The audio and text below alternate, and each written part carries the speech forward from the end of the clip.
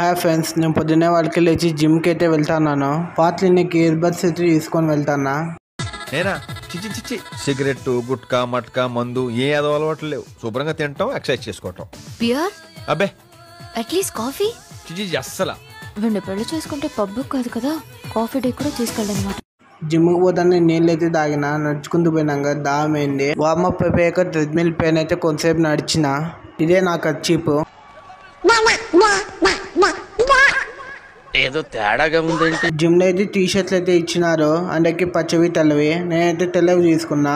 నా తెల్ల T shirt ఎట్లుండో కింద కామెంట్స్లలో చెప్పండి. మిగతా వాళ్ళు వచ్చి పచ్చ టీ షర్ట్ అయితే వేసుకున్నారు. నేనైతే లాస్ట్ పోయేటప్పుడు వెయిట్ అయితే చెక్ చేసుకున్నా. వెయిట్ అయితే 70 kgs ఉన్నా.